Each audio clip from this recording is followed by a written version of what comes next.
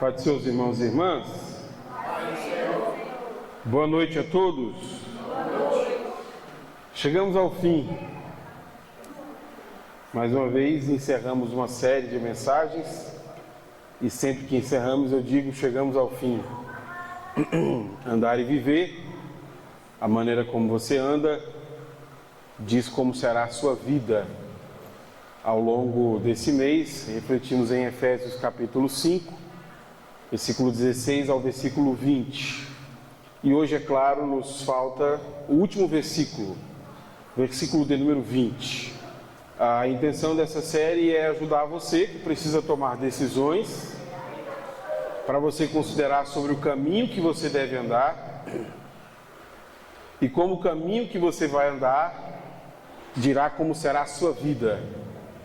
E hoje, versículo 20, nós teremos o último ponto que Paulo levanta para nós, é como que uma conclusão.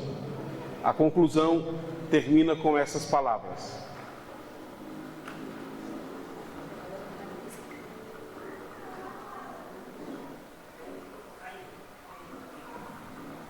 Por tudo dei graças a Deus, ó Pai, em nome de nosso Senhor Jesus Cristo. Esse é o último versículo que nos falta estudar e eu quero explicá-lo para vocês hoje. Bom, depois da gente ler esse versículo, a pergunta que eu me fiz foi: o que Paulo quis dizer com tudo? Porque ele está dizendo, por tudo deem graças. Por tudo o quê? Se levarmos em consideração as palavras dele a partir do versículo 15, esta palavra tudo pode significar pelo menos 4 coisas. Primeiro, tudo significa sabedoria.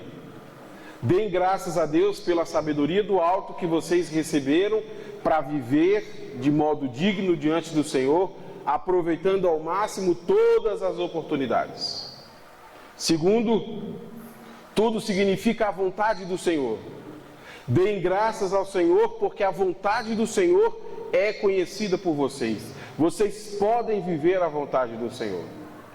Terceiro, tudo se refere ao Espírito Santo. Vocês receberam o Espírito Santo e por isso deem graças ao Senhor, porque agora, ao invés de serem influenciados pela maneira do mundo, vocês são influenciados pelo Espírito Santo que está enchendo vocês.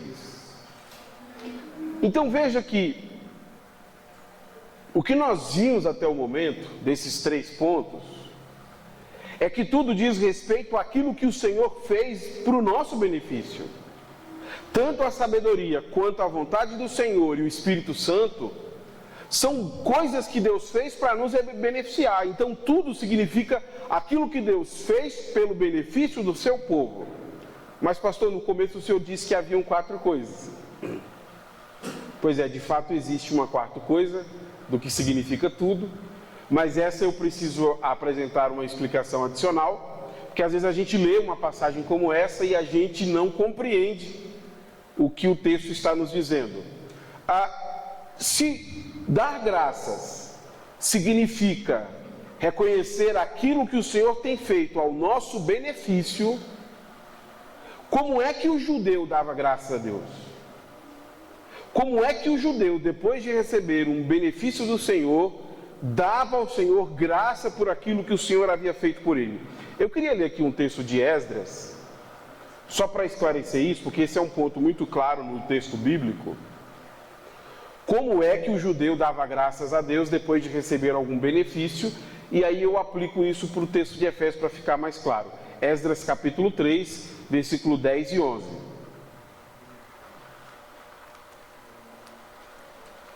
Passa, Samuel, por favor. Quando os construtores terminaram os alicerces do templo do Senhor, os sacerdotes puseram suas vestes e tomaram seus lugares para tocar as trombetas.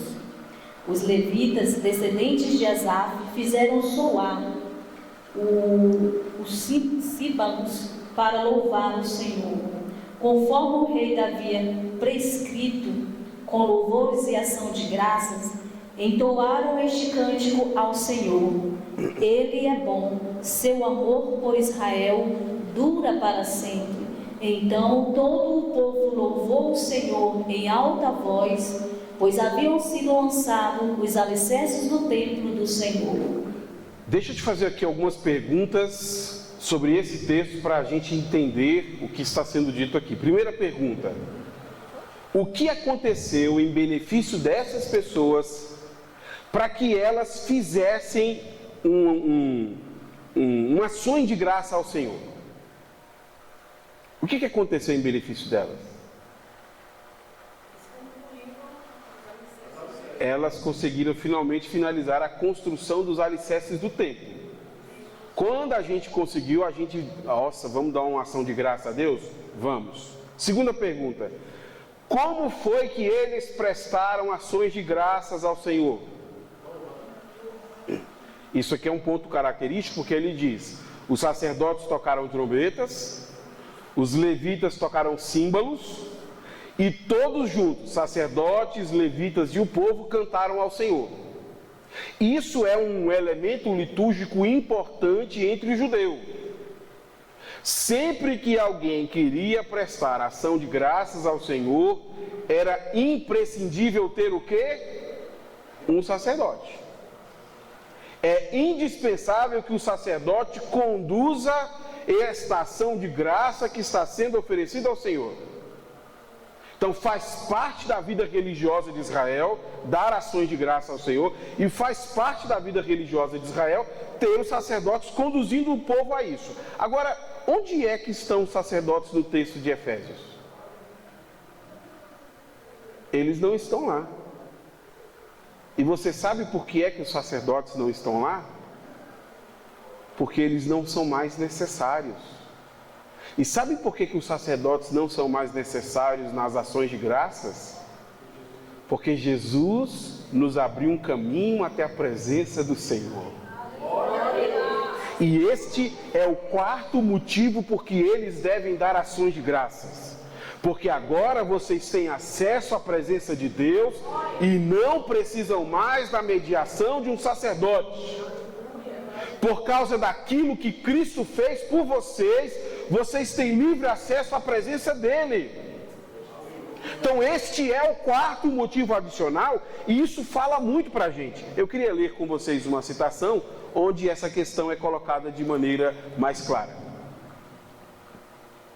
O apóstolo exortou todos os membros da igreja a cantar louvor e se alegrar no Senhor.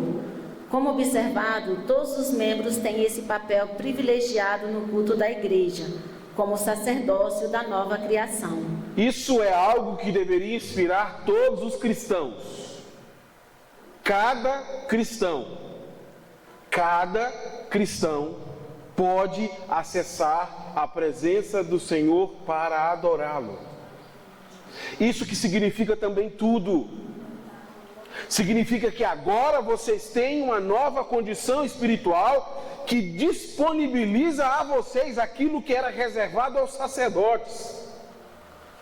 Se Deus estabeleceu isso como uma tarefa do sacerdote, Ele agora está tirando isso e dando a nós este privilégio. Bom, agora que eu expliquei para vocês que tudo diz respeito àquilo que Deus fez ao nosso benefício espiritual, ao nosso benefício como povo do Senhor, a próxima pergunta que eu preciso responder é: agora como que a gente faz essa ação de graça? A gente já sabe que tudo que Deus fez por nosso benefício, nós devemos nos voltar a Ele para dar ações de graças. Agora, como que a gente faz isso? E aqui eu queria explicar para vocês como é que é possível oferecer ações de graças ao Senhor, repetindo uma questão que eu havia colocado anteriormente, que precisa ser compreendido de maneira mais apropriada pela gente. Eu queria ler o versículo 18, 19 e 20, para explicar a você como é que um cristão... Veja, nós agora temos acesso à presença do Senhor. Nós agora podemos dar ações de graças a Ele. Se nós não precisamos mais de um sacerdote, como é que a gente dá ação de graça? Então vamos a esse texto e eu esclareço essa questão. Em vez disso, sejam cheios do Espírito, cantando salmos, hinos e cânticos espirituais entre si e louvando o Senhor de coração com música. Por tudo, dei graças a Deus, o Pai, em nome de nosso Senhor Jesus Cristo. Você já está com a resposta na ponta da língua, mas eu não vou deixar você cometer esse erro. Porque lendo rapidamente esse versículo, se eu te perguntasse como é que dá ação de graças ao Senhor, você responderia assim, sem pestanejar. O pastor sempre faz as perguntas e a resposta está no texto. Então, dá ação de graça por meio da música. Nós vamos louvar o nome do Senhor e isso será uma ação de graça, certo? Errado. Porque a música aqui, ela aparece como parte do louvor que nós fazemos ao nome do Senhor. Nós louvamos ao nome do Senhor por meio da música, mas não há conexões exegéticas, não há conexões no texto entre dar graças ao nome do Senhor e louvar o Senhor. Pastor, são duas coisas diferentes? Sim, são duas coisas diferentes. Louvar o nome do Senhor é uma coisa, dar graças ao Senhor é outra coisa. Como é que o povo do Senhor dar graças ao nome do Senhor no Novo Testamento? Porque no Antigo a gente já sabe. Eu li o texto de Esdras de propósito. No Antigo, se você quer dar graça ao nome do Senhor, você vai ao templo e, conduzido pelo sacerdote, você entra ao templo e o sacerdote conduzindo a adoração, ali você presta agradecimento. Mas se não tem mais o sacerdote, como é que a gente faz agora? Se eu sou agora autorizado a ir à presença do Senhor, como é que eu faço isso? E aqui eu queria então colocar uma citação e explicar isso para você, porque no Novo Testamento isso muda. Nós não mais precisamos do sacerdote, mas também a maneira como a ação de graças é oferecida é diferente. Normalmente, quando as pessoas dão graças no Novo Testamento, elas o fazem a Deus em oração por algum presente que Ele lhes deu, como alimento. Paulo considera dar graças a Deus uma obrigação de todos os seres humanos, e não surpreendentemente, dar graças a Deus fazia parte do culto cristão coletivo. Nessa citação fica evidente que os cristãos do primeiro século usavam o que para dar graças a Deus? Oração. É na oração que eles dão graças a Deus por algum benefício recebido do Senhor.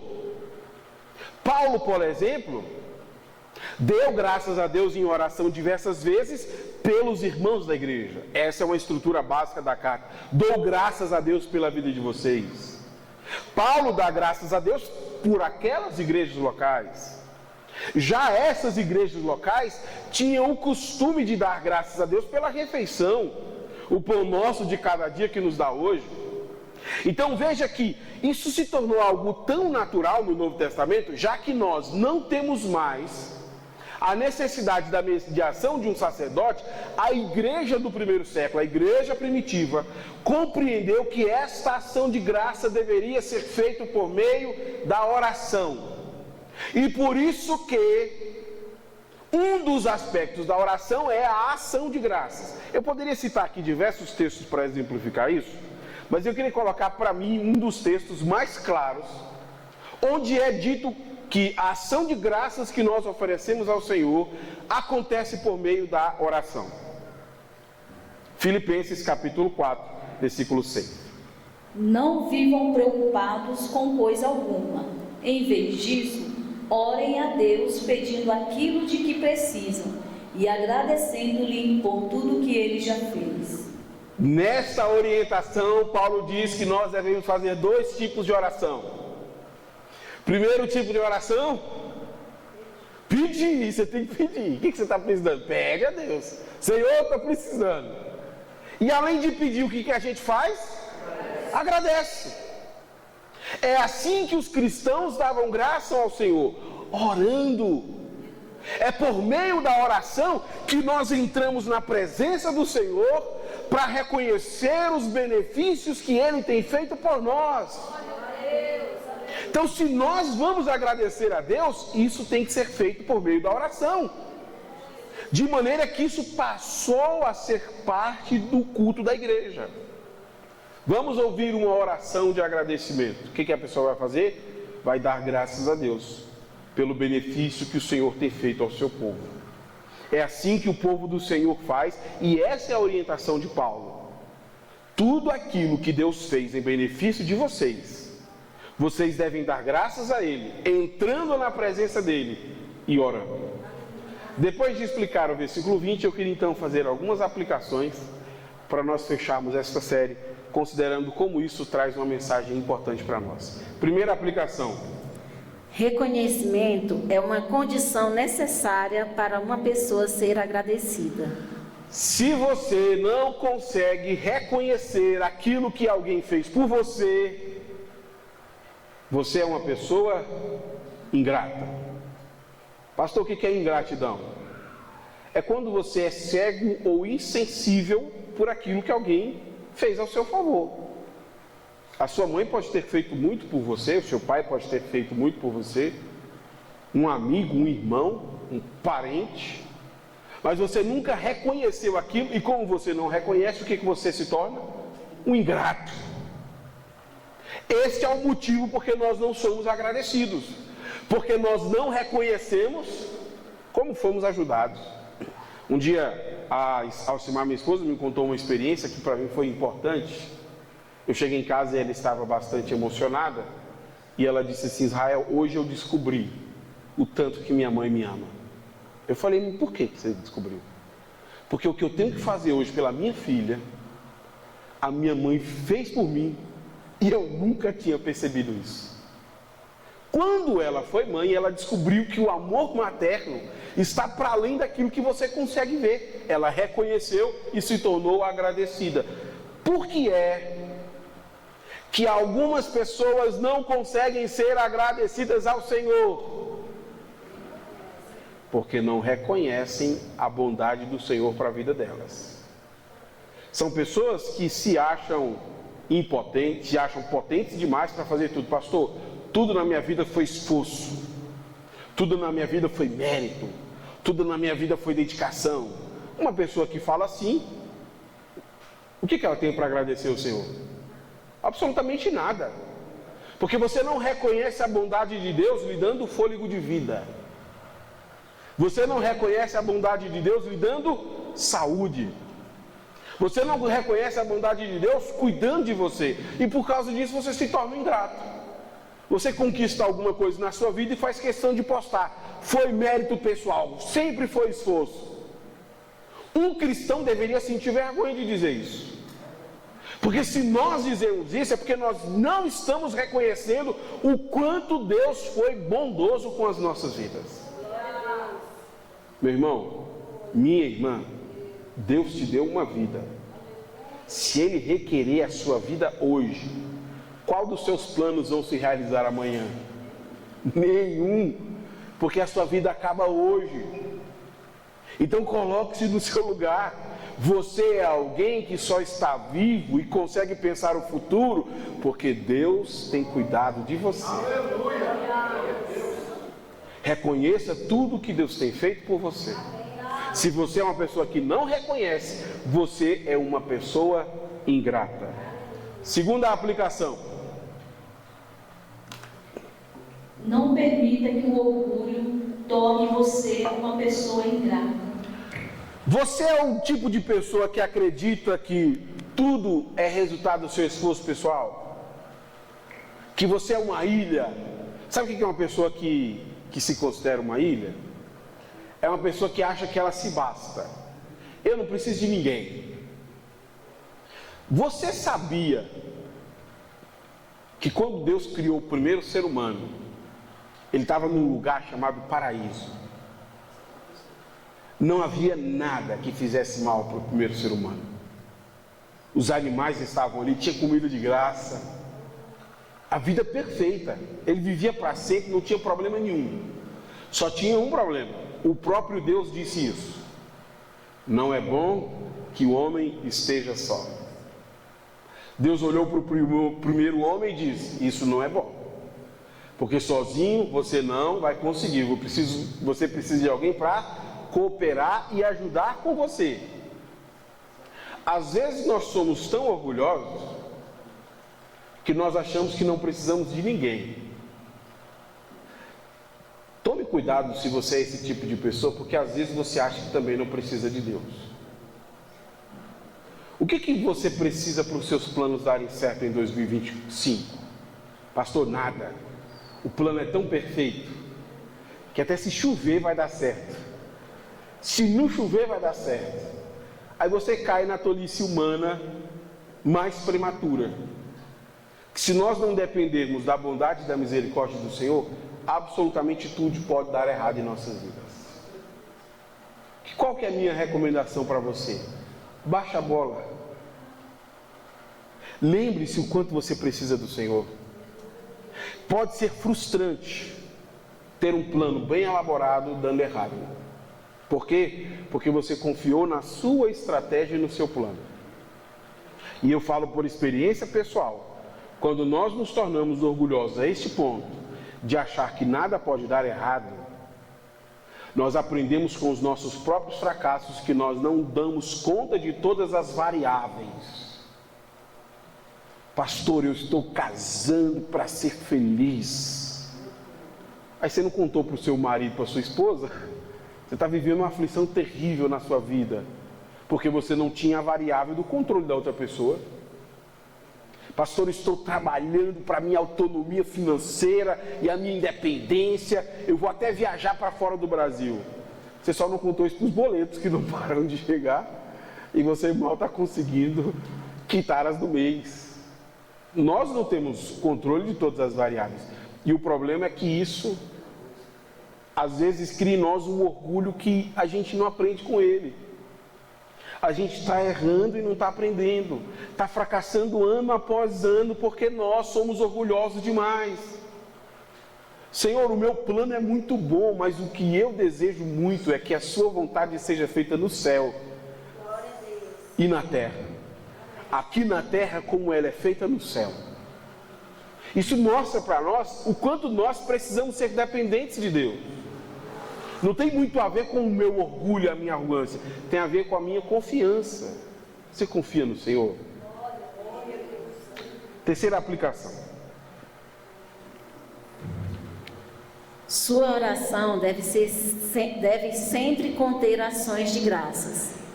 Eu percebo que alguns cristãos são muito ávidos em fazer pedidos ao Senhor. Eu até compreendo. Às vezes as coisas estão tão feias que a gente tem uma lista enorme de coisas para pedir. Mas sabe o que é que eu não entendo? Por que é que as nossas orações sempre são petições? Paulo não diz que a gente deve fazer 2 tipos de oração? Pedir e agradecer? Faz o teste. Quanto tempo você gasta pedindo? E quanto tempo você passa agradecendo enquanto ora? E às vezes pode ser chocante descobrir que nós não temos o hábito de agradecer ao Senhor. Sabe o que a gente faz? A gente cita para Deus o versículo: Deus, obrigado por tudo. Amém. Rapaz, você tem coragem mesmo? Você ficou aí 1 hora pedindo e você resume as suas ações de graças numa frase? Esse é um problema muito sério nosso. Porque mesmo que a gente tenha muitas coisas a pedir, nós precisamos reconhecer que proporcionalmente nós temos muitas coisas a agradecer. Há coisas suficientes para nós passarmos dias agradecendo a Deus. O que às vezes não nos permite ver essas coisas é a falta de reconhecimento.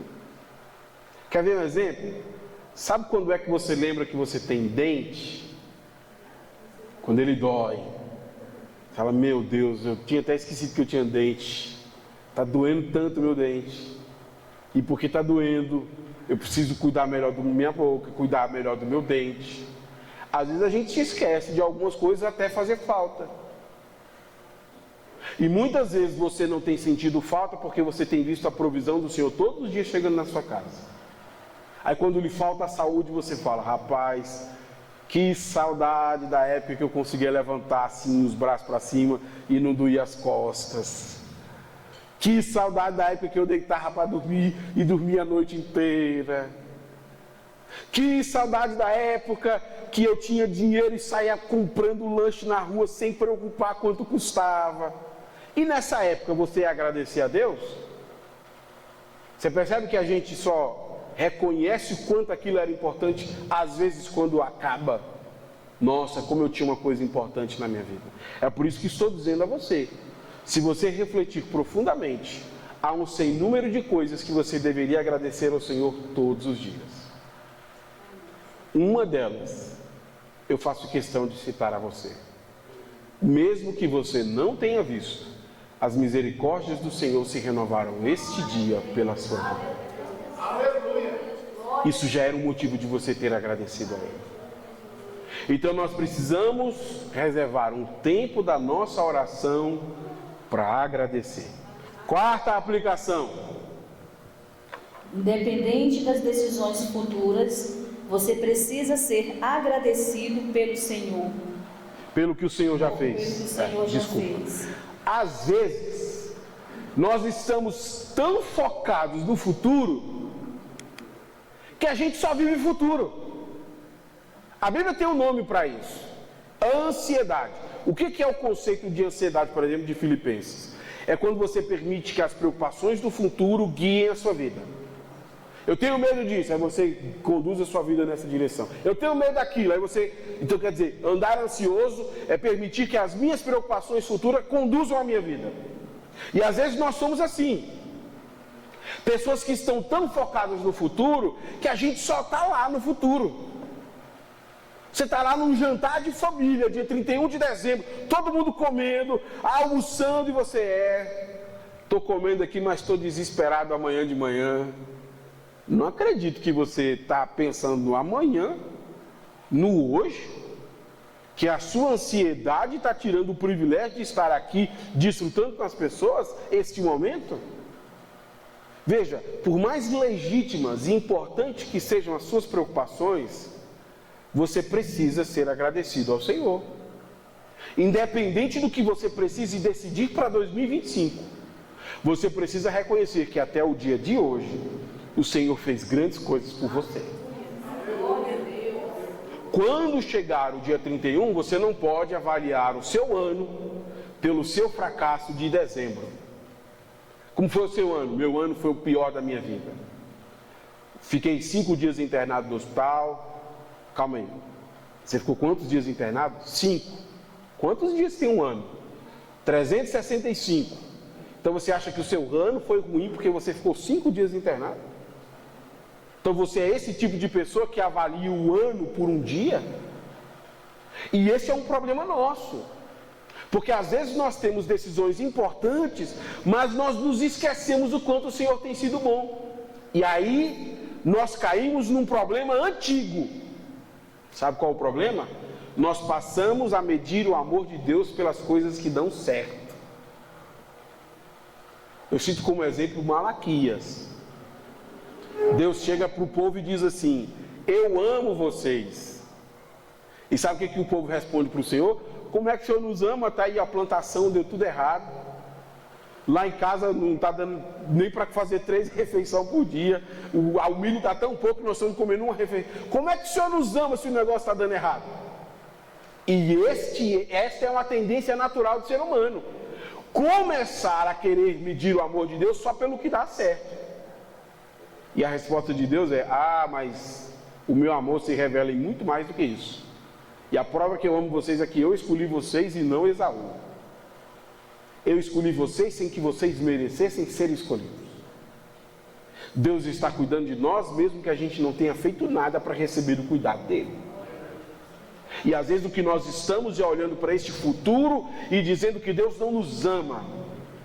Pastor, por que Deus não me ama? Não, a pergunta não é essa. A pergunta é: por que você é ingrato? Por que você é ingrato?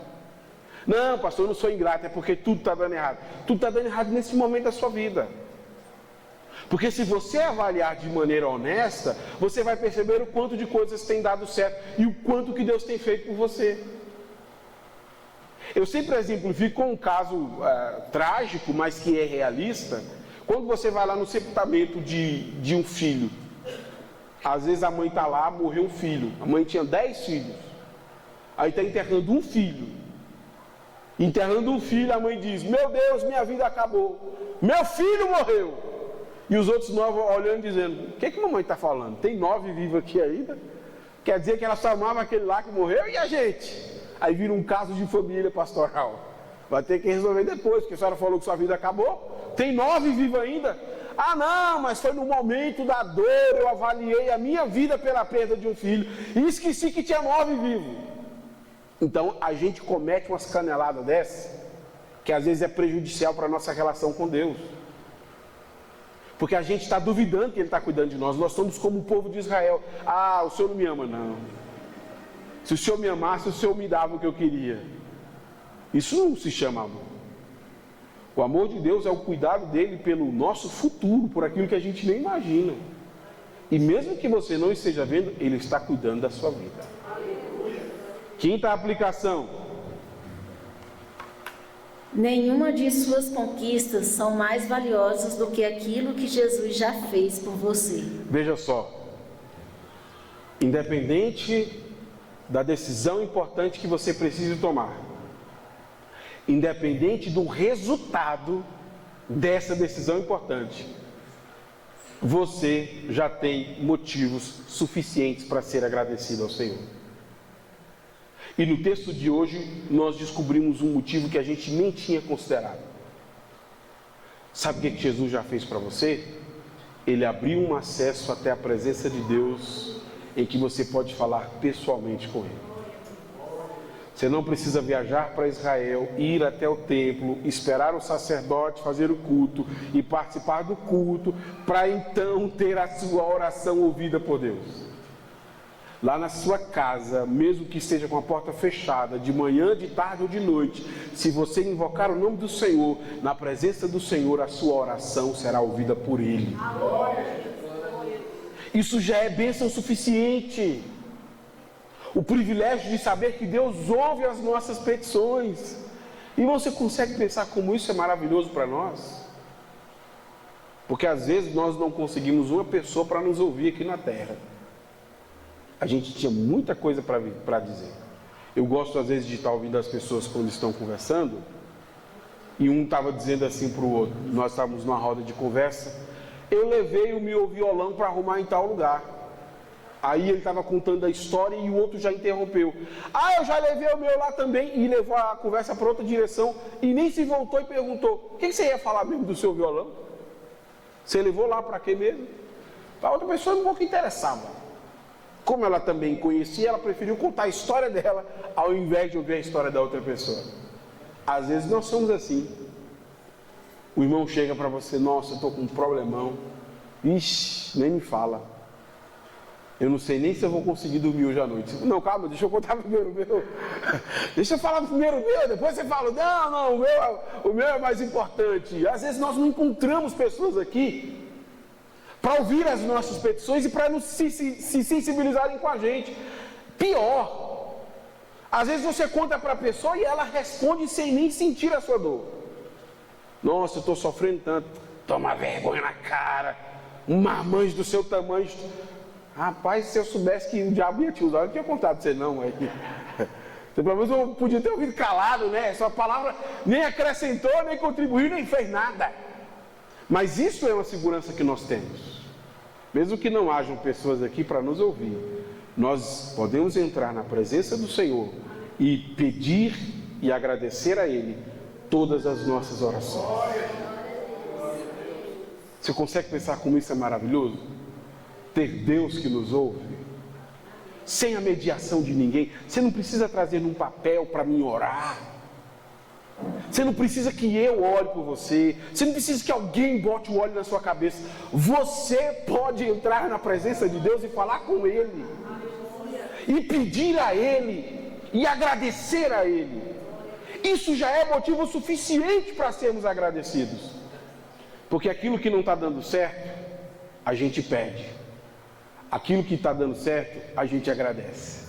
E assim a gente vai pedindo e agradecendo e avançando. Sexta e última aplicação e eu encerro aqui. Sua ação de graças deve ser oferecida ao Senhor, não a pessoas. Nessa última aplicação, eu queria colocar um ponto que Jesus levanta sobre a oração, que eu considero ser um ponto importante. Tem um aspecto da oração que Jesus chama de oração de hipocrisia. Pastor, o que é a oração de hipocrisia? É aquela que nós fazemos para chamar a atenção das pessoas. E qual que é o problema da oração de hipocrisia? É porque como nós estamos fazendo para chamar a atenção das pessoas, a recompensa vai ser só o elogio das pessoas. Mateus capítulo 6. Pastor, eu quero muito dar ação de graça a Deus. Então, dê a Ele, não às pessoas. Porque às vezes nós queremos impressionar as pessoas e não Deus. Nós queremos chamar a atenção das pessoas para que elas vejam o que a gente está fazendo, para que elas vejam o que a gente recebeu. E neste momento, nossa oração deixou de ser uma ação de graças e passou a ser uma hipocrisia. Sabe o que é interessante nisso aqui? Que nenhum de nós tem como avaliar se você está sendo hipócrita ou sincero na sua oração.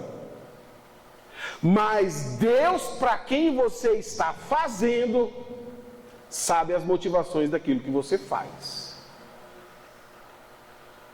Você pode fazer um banquete incrível e Deus pode estar vendo que aquilo é hipocrisia ou sinceridade. E por que eu considero isso aqui importante? Porque se foi Deus que cuidou de você até hoje, é para Ele que você tem que dar honras, louvores e agradecimento. Pastor, mas eu fui num culto de ação de graças que tinha coxinha, refrigerante, tinha lembrancinha, teve até um vídeo no Data Show. E eu falei, caraca, eu tenho que fazer isso também. Tenho que botar um vídeo no Data Show e em vez de coxinha, eu vou dar empada. Em vez de refrigerante, eu vou dar suco. Em vez de lembrancinha, eu vou dar alguma coisa extravagante. Porque todo mundo elogiou, todo mundo ficou impressionado. Eu também quero impressionar. Vai por esse caminho não, irmão. Não vá por esse caminho. É super legítimo você reunir a sua comunidade para juntos orarmos a Deus agradecidos pelo que Ele fez. É super legítimo. O que não é legítimo é você querer o elogio das pessoas ou o reconhecimento das pessoas por uma coisa que foi Deus que fez por você. Deus sabe a intenção do seu coração. Nós temos muitas decisões importantes para 2025. Mas tem uma coisa que nós não devemos deixar de praticar: ações de graças. Independente do que aconteça ano que vem, esse ano, nós reconhecemos que Deus cuidou de nossas vidas. Independente dos resultados do próximo ano, nós reconhecemos que o Senhor sempre esteve cuidando de nós. Então por que eu vou andar ansioso? Por que eu vou andar preocupado? O que eu vou fazer? Agradecer. Senhor, eu não sei decidir. A sua palavra falou sobre sabedoria. A sua palavra falou sobre vontade do Senhor. A sua palavra falou sobre o Espírito Santo. Ainda assim, falta-me referência para tomar uma decisão. Eu não sei agradecer, ou não sei tomar a decisão, mas eu sei agradecer. Eu sei agradecer ao Senhor por tudo que o Senhor tem feito em meu benefício. Quando a gente não sabe como decidir as coisas, isso aqui a gente pode fazer. Porque muitas vezes a gente não tem critério suficiente. Pastor, eu já fiz avaliação de cima para baixo, de baixo para cima. Eu coloquei casos hipotéticos, tudo, já conversei e eu ainda não tenho segurança. O que eu faço? Não decide. Se é importante, reflete um pouco mais. Mas mesmo que você não tenha condição de tomar decisões importantes hoje você tem condição de agradecer o Senhor. Quer ver um motivo dentro dessa minha explicação? Senhor, obrigado, porque eu tenho a oportunidade de decidir. Decidir para nós também é um privilégio. Você já parou para pensar se nós não pudéssemos decidir? Se você não tivesse que sofrer com decisões? Não, já está tudo definido na sua vida, é só sentar e viver. Você já parou para pensar? Você não pode decidir com quem você vai casar, você não pode decidir o seu emprego, você não decide nada, só senta e vai vivendo. Nossa! A angústia, portanto, está em não saber decidir. Mas até isso para nós é uma bênção de Deus. Porque Deus nos deu autonomia para tomar as nossas decisões. Eu posso, por exemplo, decidir ir para longe do Senhor. Ou eu posso decidir ir para perto do Senhor. Eu posso decidir confiar em Deus. Ou eu posso decidir confiar em mim mesmo. Então até a bênção da decisão, nós somos gratos a Deus. Eu queria orar por você, para que esta noite Deus lhe desse um coração agradecido. Que o Espírito Santo trouxesse a sua consciência, tudo o que Deus já fez por você. Coloque em pé, vamos orar. Senhor Deus, aqui estamos nós esta noite, pedindo a sua ajuda.